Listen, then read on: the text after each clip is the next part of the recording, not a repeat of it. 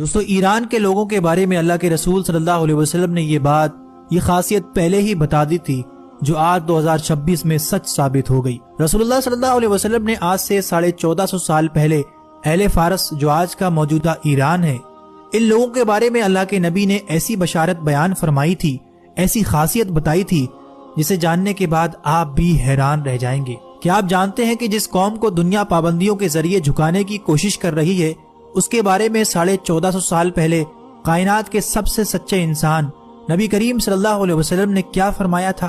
آج دنیا کی نظریں ایران کی طاقت اور ان کی ذہانت پر ٹکی ہیں، لیکن یہ ذہانت اچانک نہیں آئی۔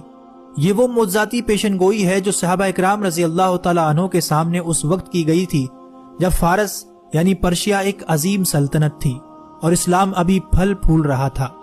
صحیح بخاری کی وہ حدیث یاد کریں جب حضور صلی اللہ علیہ وسلم نے حضرت سلمان فارسی کے کاندھے پر ہاتھ رکھ کر فرمایا تھا، اگر علم یا ایمان ثریا ستارے آسمان کی بلندیوں پر بھی ہوگا تو فارس کے بیٹے وہاں پہنچ کر اسے بھی حاصل کر لیں گے۔ یہ صرف ایک جملہ نہیں تھا بلکہ ایک قوم کے ڈی این اے کی خبر تھی۔ تاریخ گواہ ہے کہ امام بخاری ہوں یا امام مسلم ہوں یا بڑے بڑے مسلم سائنسدان، ان کی جڑیں اسی خطے سے تھیں۔ آج اگر ایران ٹیکنالوجی، میزائل پروگرام اور ایٹمی سائنس میں دنیا کی آنکھوں میں آنکھیں ڈال کر کھڑا ہے تو یہ اسی علمی پیاس کا تسلسل ہے جس کی خبر میرے آقا صلی اللہ علیہ وسلم نے صدیوں پہلے دی تھی۔ یہ حدیث آج کے اس صورتحال کو بیان کرتی ہے کہ اس خطے کے لوگ ذہنی طور پر قوی اور ارادے کے پکے ہوں گے، لیکن بات صرف ذہانت تک محدود نہیں۔ نبی صلی اللہ علیہ وسلم کی پیشن گوئیوں کے مطابق قیامت کے قریب مشرق کے اسی خطے خراسان سے ایک ایسی فوج نکلے گی جس کا راستہ دنیا کی کوئی سپر پاور نہیں روک سکے گی۔ یہ وہ فوج ہوگی جو حق کے ساتھ لڑے گی اور اپنے جھنڈے لا کر بیت المقدس کے اوپر گاڑ دے گی۔ آج کے 2026 کے موجودہ ایران کے حالات دیکھیں اور جامعہ ترمذی کی اس حدیث کو سنیں۔